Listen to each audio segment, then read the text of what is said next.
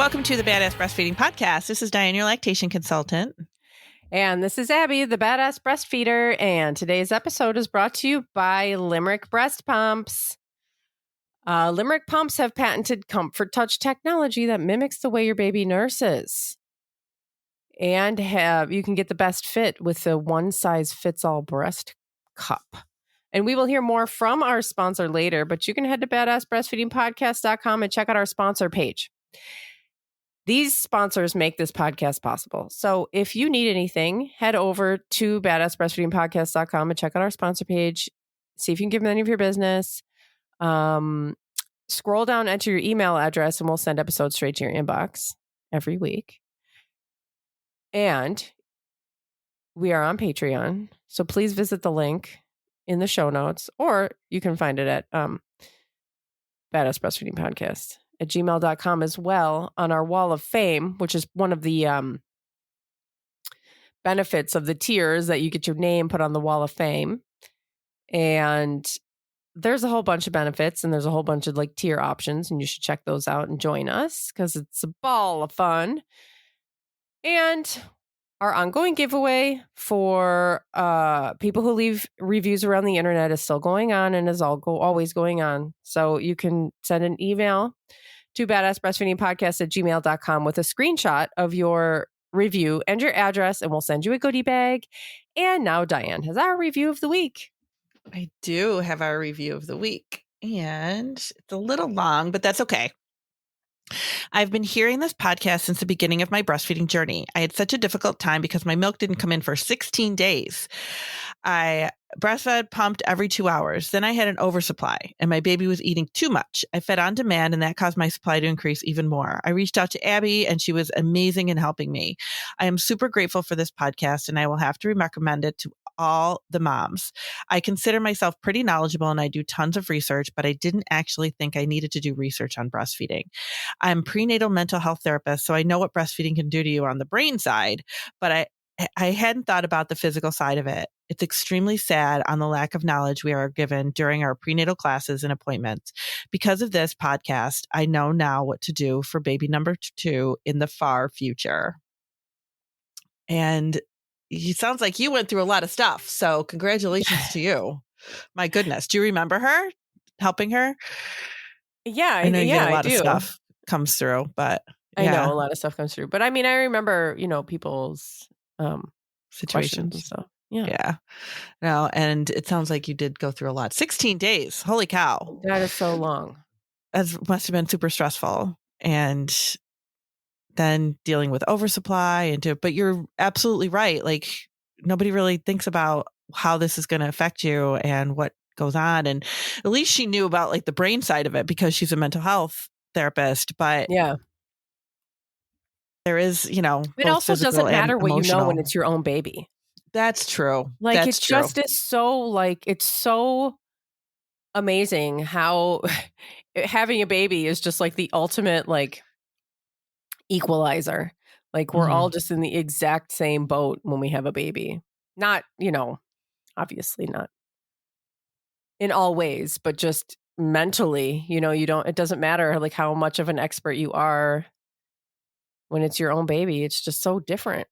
It's so different. And I remember, and I probably have told this story before because it always sticks out in my head when I think about this kind of thing, but going to see this mom, and this is years ago, but going to see her at her home, and she was a labor and delivery nurse or a mother baby nurse, one of those or both or whatever.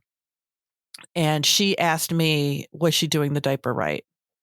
Let me know if I'm not doing the diaper changing right or, putting the diaper, and it's like, this is something you do for your job, but when it was her own baby, she was like, am I doing this right? And it's so shocking to your system to really just, oh my gosh, it's so amazing. hard. It is. It's so amazing when it's I will say, I do remember her question and her situation, but I don't remember at all what I said. Oh, so I'm really glad that she said I was helpful because, yeah, that's good. I'm not sure if I went back to the email, I would remember. Oh my God. Or I know. Instagram, or however she reached out. I don't remember. Oh. Today we're going to talk about exclusive pumping, and I want to put this out there right now that we've been wanting to do this episode for a while, and we finally got a couple of people that told us their story, which we're going to talk about today. But if you're listening to this because you're an exclusive pumper and you happen to find this episode and you would like to share your story with us, we'll gladly do another episode on it. So don't be shy, and if you want to share your story, well, send us an email. Sorry, yawning right into the microphone. This is how we got this episode, or finally got people sharing their stories, because we said it on the podcast. Yeah. Because I asked Facebook and Instagram, which is where I usually get most of the answers. But this one was more difficult. And when we talked about it on here, that's when stories started coming in. Yeah. So these are stories like of this community. Yeah. So this came from our listeners. Yeah. So if you are, like you said, if you found us because you're an exclusive pumper and you happen to land on this episode and you want to share your story, we'd love to hear it. We would, we'll gladly do another episode on exclusive pumping, because I think you just don't get enough attention. No. I think it's amazing. Yeah, because we always talk about breastfeeding, just constant breastfeeding. But like exclusive pumping is breastfeeding. Mm-hmm. It's just sometimes it doesn't always look the way we think it looks. It's a good point. It's a good way to put it. But that's your story and how it turned out, and all the stories are different.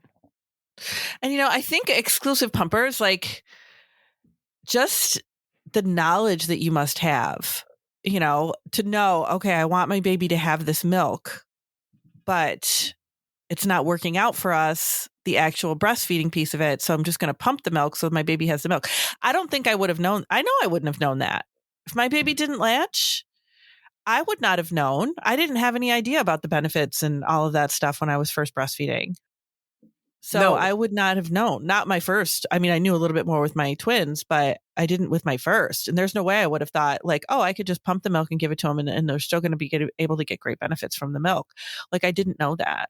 No way. I never had a complete thought like that in the beginning. Mm-mm. No. That's just too much. I never would have been able to put that together.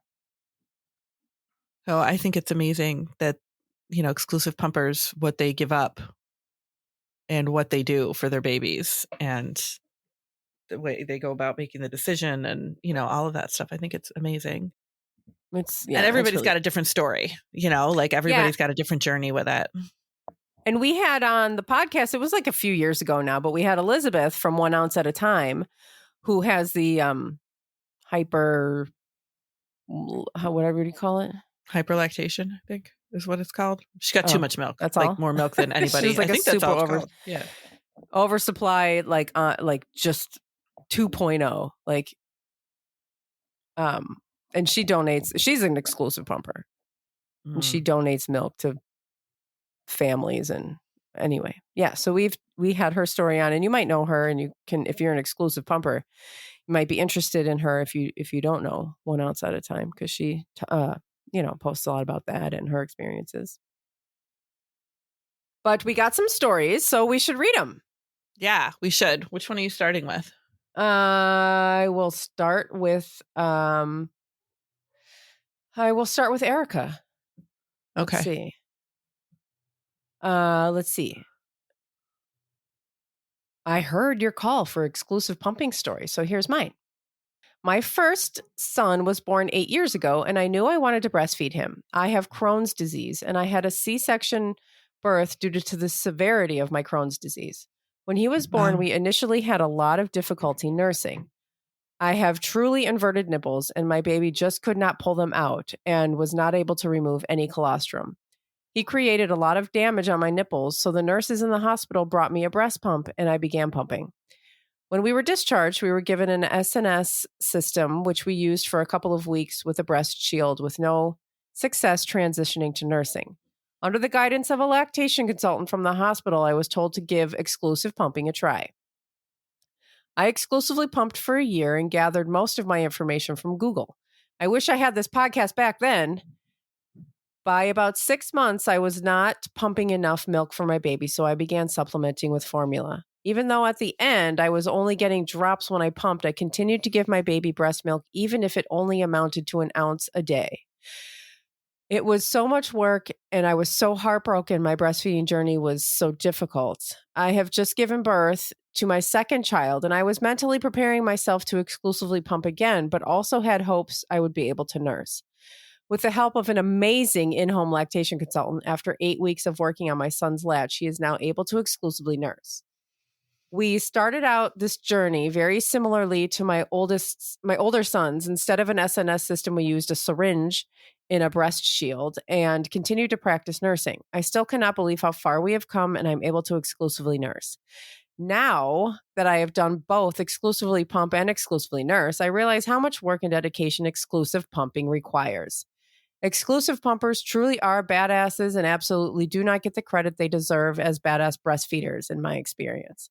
I never felt successful at breastfeeding my older son until having this experience with my youngest. I absolutely love your podcast, and it's been such a big part of my breastfeeding journey. There's so much to unpack right there. Yeah. I love that story. First of all, what I was going to say, well, I don't know what stands out to you while I try to figure out what stood out to me. Just her dedication, I think. And really, like, she really went to a lot of trouble both times with both babies to try, with the breastfeeding piece of it, and to go, like, I know I've said it a million times on the podcast. If I had struggled as much with my first, like, she went through an SNS and, trying to make it work and all of this stuff. And I don't think I would have tried another time with another baby. I think I would have gone straight to, whatever. Well, and I think that's important to note, is that if you have struggles with one baby, it doesn't necessarily mean, Crohn's disease is certainly something that doesn't go away, and inverted nipples and all of that. But like, it doesn't mean that you're going to have the exact same story as you did before. Right. Right. And she didn't. It might be worth trying again. And she really, she just really hit the nail on the head when she said, like, they don't get the. Yeah, it's so true. Because it's a lot of work and dedication. And she realizes that she probably with her first, when she was doing it, she probably figured this is just what we're doing. Yeah. And then the second time around with an exclusive breastfeeder, she was probably like, oh my God, I worked so hard that first baby. I did so much. Yeah. And then to struggle with supply, 6 months in and all of that. Yeah. And that's the other thing too, is like, exclusive pumping really requires you to understand how to use a pump. Either you're just like one of these lucky people who responds really well to a pump, which does happen. But more often than not, it's really like a learning curve on how to use the pump. And if you don't respond well to a pump, or you eventually start not responding that well, like she was saying, she wasn't pumping enough, and who knows what was going on. Mm-hmm. Who knows? I have no idea what was going on, why she was not able to pump enough. Again, it could just be that her body just wasn't responding that well to the pump. And that is like a whole thing too, to go through. It's like, okay, I'm going to do this. I'm going to exclusively pump. And then there's just like not as, your milk supply starts to dip sometimes. And I don't know the story behind that here. She didn't say it, and she might not know. Right. She might not know. But one of the things that I find, very difficult for exclusive pumpers is you have to really, in order to keep your supply where it is, because we know that pumping it's a little bit harder to keep your supply where we need it to be with just pumping, because it's not the baby telling your body what they need. It's a pump. And we know that that's a little bit more difficult. So now, like, what if your baby is sleeping longer stretches during the night? You still have to get up and pump, which, unless you are an overproducer and you can get away with not doing that. But if you are just getting what your baby needs, and your baby happens to be sleeping during the night, you still have to get up and pump, which I think is just a really hard thing to do after so many months of doing it. Or just even, being so dedicated and so regimented with your time to be like, okay, every couple hours I need to be on this pump. And that's, I think, a really difficult thing to do. Yeah. Yeah. So true. Wow. That's an amazing story. Let me read a couple of from how about I read a couple from Facebook, or do you want to read one of yours? Do a couple from Facebook and then I'll read one. Okay. Now I just lost it. Just kidding. It's right here. Okay. Vicky says, I was an exclusive pumper for my first. I struggled with latch from the start, but was so passionate about breastfeeding. I was supported by some lovely midwives in the hospital who let me borrow a pump when I expressed how keen I was to feed her. Despite lots of help and advice, she never latched. I exclusively pumped for 6 months for her. It was hard work, but absolutely worth it. I nursed my second until 2.5, and I'm currently nursing my third, who is 6 months old, hoping to go to 2.5 years again. So once again, so different journeys. Somebody, was able to, I mean, if that's what you want. Again, Dianne and I were talking before we push record, which we should stop doing. I know. Should record everything we ever say. It's so important. No, but we were saying, like, some people try. A lot of people who are exclusively pumping tried to breastfeed and they couldn't make it work. But some people exclusively pump because they don't want that experience of breastfeeding. And that's like one of the wonderful reasons why pumps are great to have. A great invention, because some people just don't want that experience because of previous experiences or whatever, however they're feeling about their body. They just don't want to. And they get to do what they want. It's pretty cool that you have options. Yeah, exactly. Mm-hmm. All right, I'm going to read one more. Okay. I had to exclusively pump for the first 3 months of my daughter's life. Apparently, you're not allowed to tell parents that their child has any ties in the hospital in Nevada. Oh. The night we got home, I knew something was wrong. My milk came in, but nothing was transferring. Thanks to you ladies, I contacted a lactation consultant to help. She showed us how severe my daughter's ties were and put me on a schedule to pump until we could get the ties cut.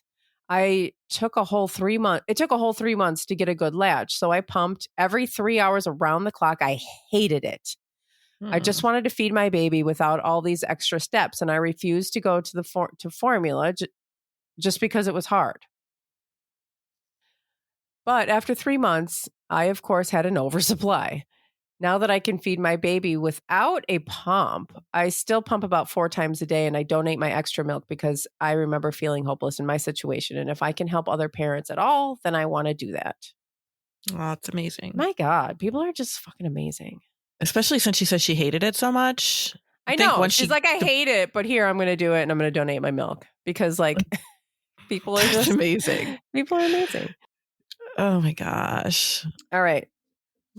Let's take a break. I mean, go ahead. I just want to say real quick, when I worked in the hospital, and this was going back a while, but they did not like us to talk about ties in the hospital either. So I know that happens. And honestly, as lactation consultants, we're not allowed to diagnose a tie, believe it or not. Some people might not realize that, but it is out of our scope to diagnose a tie. So it could be that in the hospital, they really kind of came down on them and said, you're not supposed to be diagnosing this. You can't tell people that their baby has a tie.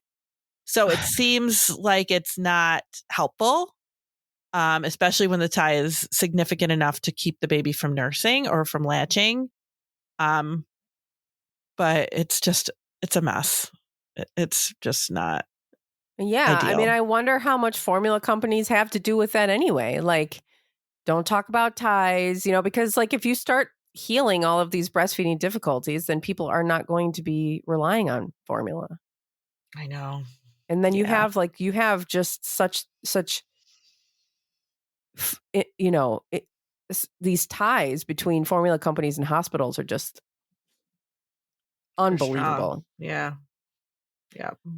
All right. So let's take a break. We will be right back. Okay. Today's episode is brought to you by Limerick Breast Pumps. Do you know what can really suck? Pumping, as we've heard. Well, Limerick has taken the pain and stress out of pumping. Limerick pumps allow moms to get their milk in comfort and ease with the FDA's highest safety rating. Less stress and better results. Limerick's cups come in one size, comfortable. Other companies' cups are made of hard plastic, are complicated, and a pain to find the right size. But Limerick's pumps are the softest, most comfortable pumps on the market. They have patented Comfort Touch technology that mimics the way your baby nurses and are all FDA qualified. Limerick pumps are the only pumps to offer a micron filter, which protects both mom and baby with the cleanest system overall. No bacteria, viruses, or fluid enter the motor. Pumping doesn't have to suck. Check out the entire line at limerickinc.com. That's LIMERICKINC.com and use code BADASS for 25% off your purchase. And also make sure to apply through your insurance. And today's episodes and their promo codes can be found in the show notes under this episode at badassbreastfeedingpodcast.com or wherever you're listening from.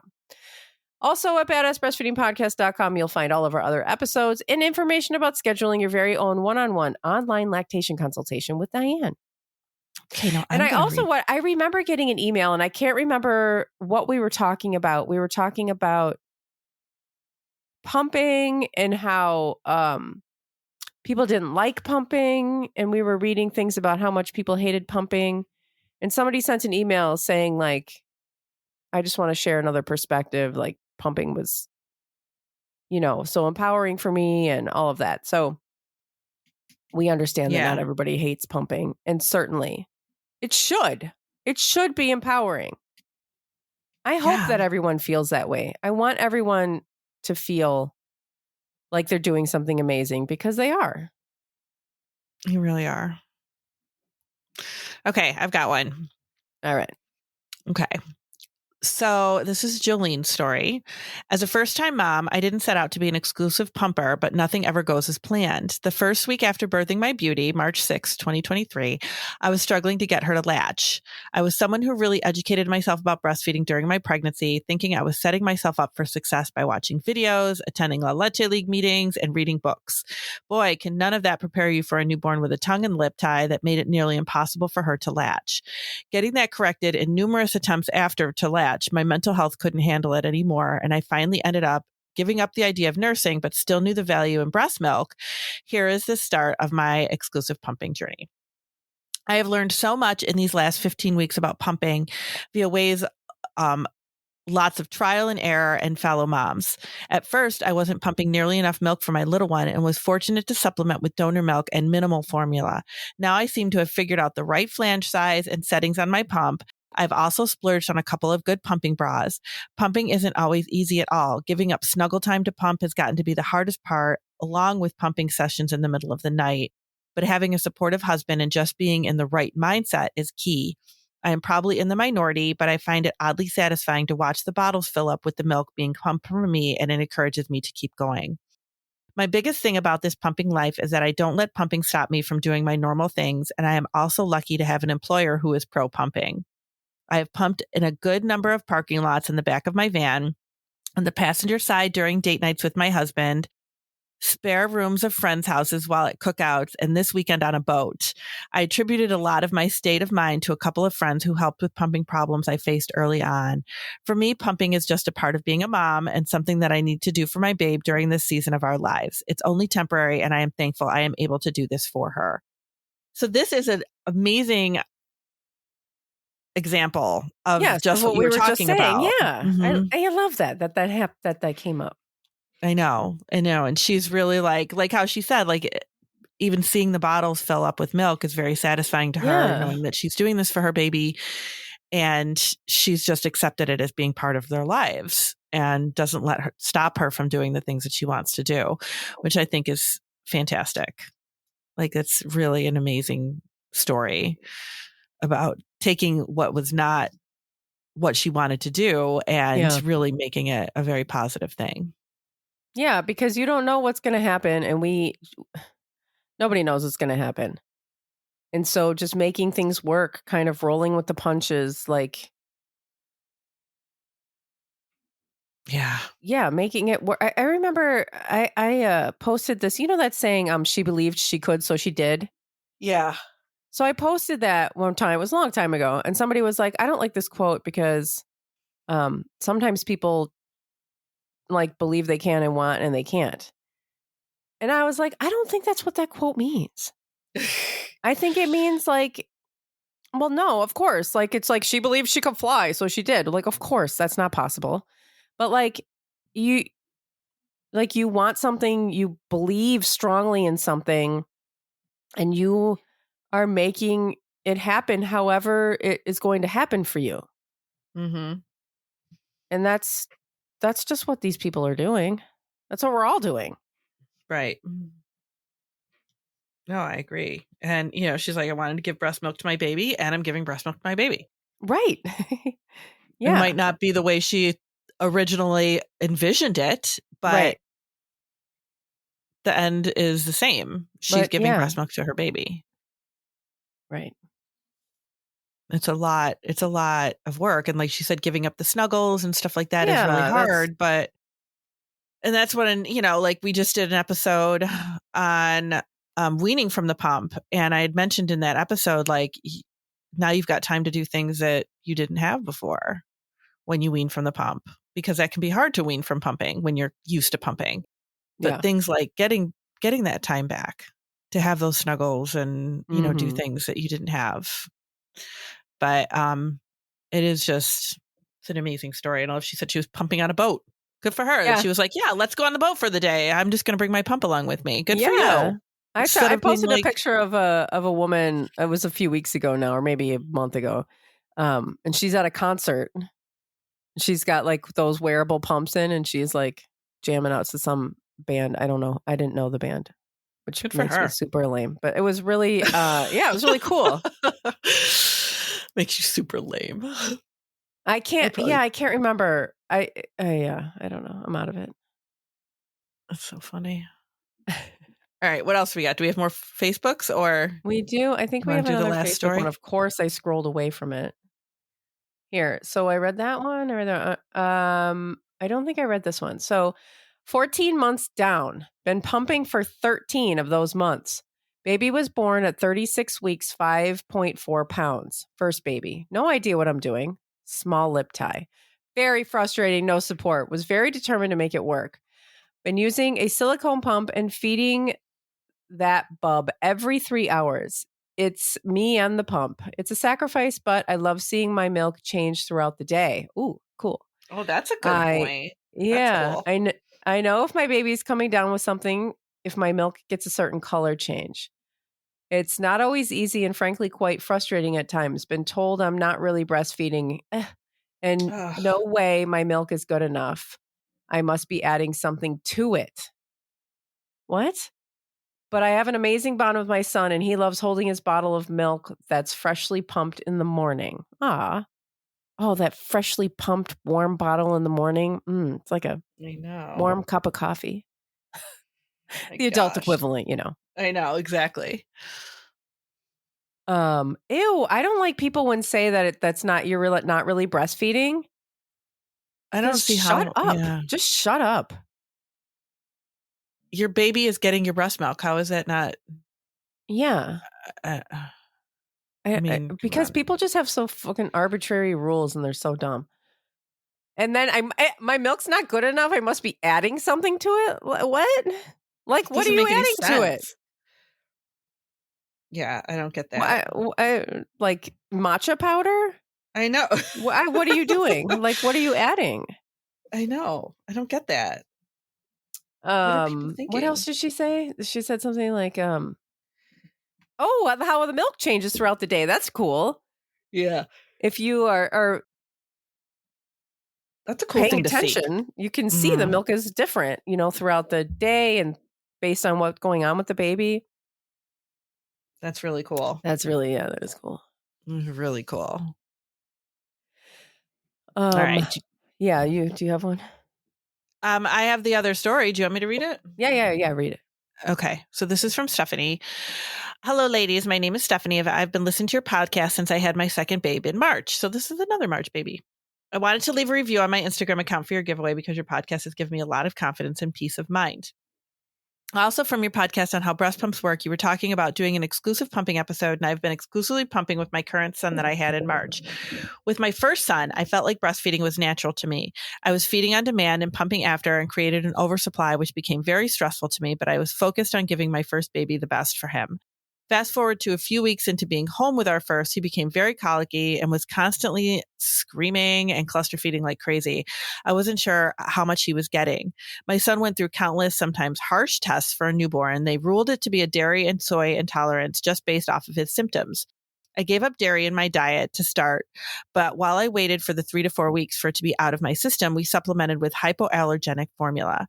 After 3 to 5 days, he was a new baby and wasn't screaming anymore. I then began to develop huge PPD, postpartum depression, on feeling like a failure as a first-time mom and not being able to breastfeed because it was so important to me. I sacrificed my diet and my time with my son to pump. I ended up, for my mental health, to dry my supply and continue my son on the hypoallergenic formula. Fast forward to my son's teeth coming in. He had a large, noticeable gap between his 2 front teeth. I always thought he had a lip tie, but the lactation consultant constantly blew it off and said he didn't. Even our pediatrician said it was no big deal. It would rip on its own eventually when he falls hard enough. Ew! I hate that. I've heard that a lot. Yeah, I've heard that a lot. It's terrible advice. It really is. And she thinks that too, because she said, I did not like that response and scheduled him with an ENT. He said my son had a severe lip and posterior tongue tie. So at 8 months, my son had the surgery. Now, all along, I didn't think it was dairy or soy intolerance. It was his lack of a latch and getting so much air. I prayed that my second son wouldn't have any of these issues and I could possibly breastfeed him. I advocated about his tongue and lip tie this time around, and thankfully my second son's isn't as bad as my first. I am also a plus-size gal with very large breasts. I noticed that I struggled a lot this second time around with feeling comfortable and making sure my son was comfortable too while eating. My son constantly unlatched and latched, and I was getting clogs and blebs. I was in so much pain. I didn't want to give up again, especially since my second wasn't having any symptoms like my first did. I decided to try exclusively pumping and fed occasionally, but the nipple pain was unbearable to where I was decided not to directly feed him. I've been able to be a few bottles ahead so I can feed him with the bottle instead and not be missing the time with him to pump. I've also invested in the wearable pumps, which I feel have taken off in popularity since I had my first. Exclusive pumping is very hard, but due to my scenario, I think it's what works best for me and my soon-to-be 4-month-old. So she went through quite a journey. I can't. I was having a hard time paying attention after the whole fall down thing. I previously read the email though, so yeah. So yeah. Oh my God. Yeah, I've had that. I've had I'm sorry that mole looks cancerous. Don't worry. You'll trip and fall in a fire someday. So don't worry. It's terrible advice. Oh, it'll rip on its own. That's not even its advice. It's just like, oh yeah. Oh, I know. I mean, okay. I love that she was like, I didn't like that response, and I scheduled him with an ENT. She's like on it with her kids. I mean, because like not everybody would do that. They would just be like, oh, okay, that's just, my doctor said it. So it must be right. Yeah. It's crazy. It's crazy.